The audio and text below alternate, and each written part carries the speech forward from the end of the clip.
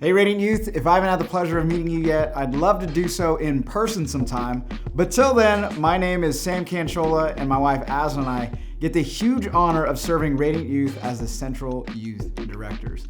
And right now we're in the middle of a series called Everything Everywhere.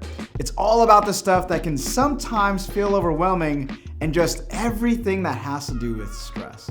You okay? You know those moments. Our heart races, our thoughts race, and our emotions race. It feels like everything is everywhere. Everywhere. Everywhere. And the goal of this series is to discover everyday ways we can look for God when we're overwhelmed by stress and worry. And I want to start tonight by asking, have you ever been really sick before? Yes. What about injured? Yes. Like sprained your wrist or broke a bone? Well, I have to say there was this one time where I was playing 3-on-3 basketball with a friend and I got really injured. It was so bad that when it happened, I wasn't able to walk at all. In fact, my buddy had to help carry me off the court, up the stairs, and then out to the parking lot so that I could go to the hospital to see what happened. It turns out that I actually tore my Achilles tendon and would need surgery. This was a stressful time. Not just because of the worry of the injury and the surgery, but also because I couldn't do anything for myself. I mean, I couldn't walk to the restroom. I couldn't just grab a snack to eat if I was hungry. And it all just made me feel so helpless. But thank God for Aslan. And thank God for my family and my friends. They were there for me every single day, helping bring me water or helping me reach for the remote or something just as simple as sitting next to me to remind me that this was temporary.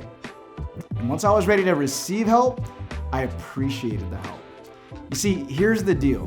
Whether it's through the stress of that bad grade in your class or an injury like the story I shared, sometimes our solution to stress is actually another person.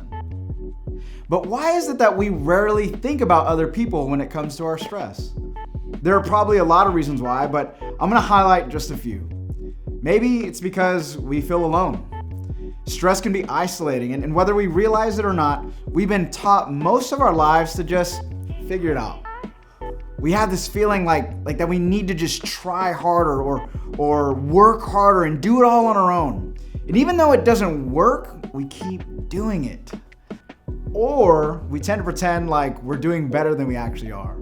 Maybe we try to impress others and put on a front, or maybe we just tell others or ourselves that we're fine, I got this. I remember in that season, it felt like I was falling apart personally, and I kept pretending like I didn't need help. It wasn't like I was trying to intentionally lie or be fake, it's just that I couldn't control what was happening at home, but I could control the image I portrayed to others. And that was just easier for me to manage than being real.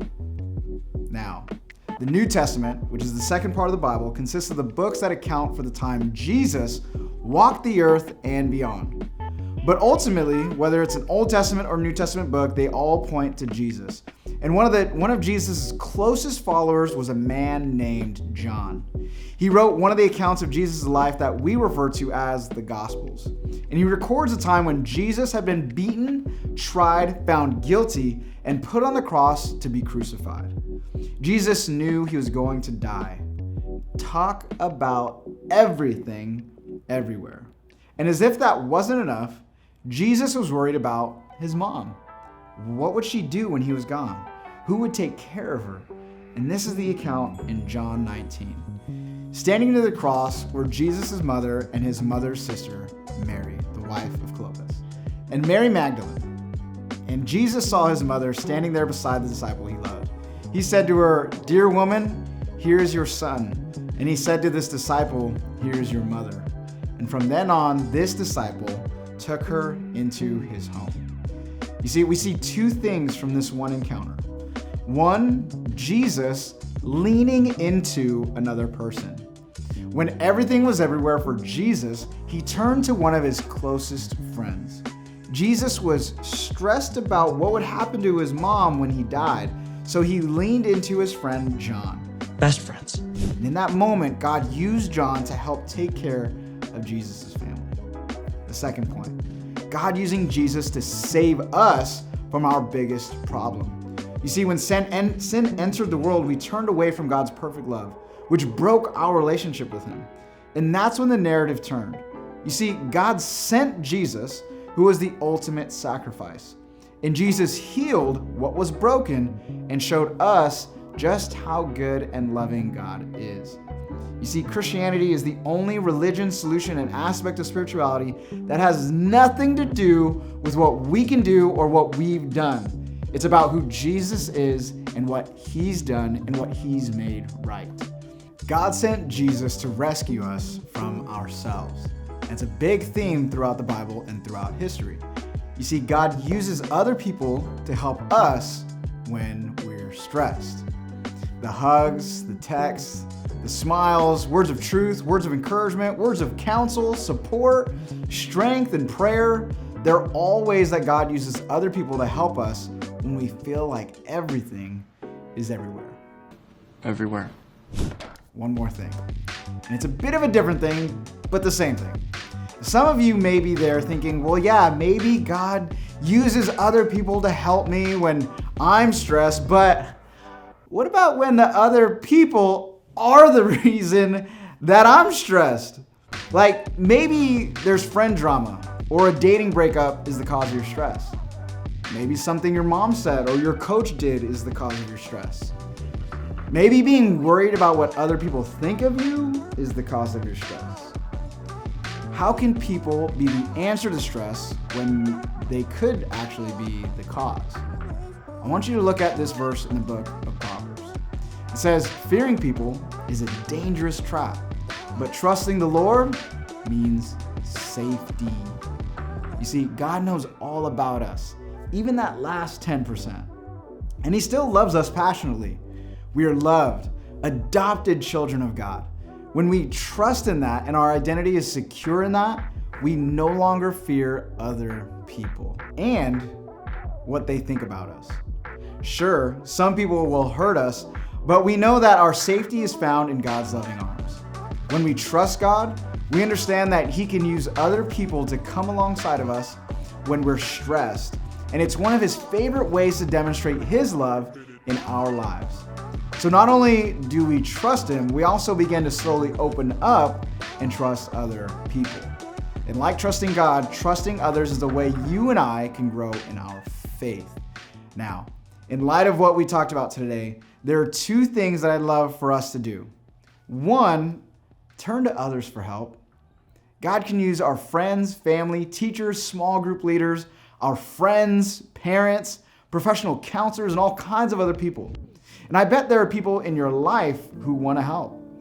In your notes, or maybe in your notes app on your phone, write down 3 people who come to mind.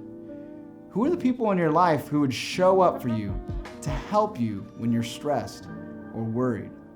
Maybe it's a coach, a grandparent, aunt, uncle, a trusted college student, a neighbor, a school administrator. The list could go on and on. And it's powerful when we know people step in and help others carry that stress. The Apostle Paul said this in a letter to one of the early churches. He said, carry each other's burdens. In this way, you will fulfill the law of Christ. And one of the ways we can trust God is by trusting other people and helping each other when we feel the weight of everything, everywhere. The second thing is to look for ways to help others. Like, wouldn't our lives all feel less stressful if we all followed Jesus by helping each other out? What if we woke up every day and looked for ways to say, yes, Jesus, I will help? Just like John was willing to take care of Jesus' mom, let's be willing to help take care of other people. Let's do what the Apostle Paul instructed and carry each other's burdens. That might mean helping one of your parents or guardians clean up around where you live. It might mean helping one of your friends with a subject they're struggling with. Maybe it's showing up for one of your friends who's going through a tough time, or praying out loud with someone who's sick or hurting. I just wonder, What would it look like for you to show up this week for other people who are stressed? As we wrap up, I want you to remember, God uses other people to help us when we're stressed.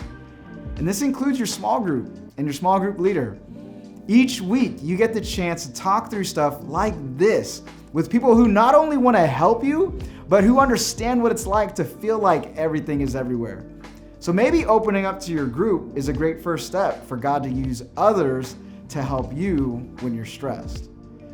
So as you head to a small group, I want you to think about this question. What is one step I can take to trust God with what I'm worried about? Thank you, Radiant Youth. I love y'all, and I can't wait to hear all the life change, and I hope you have the best Wednesday yet.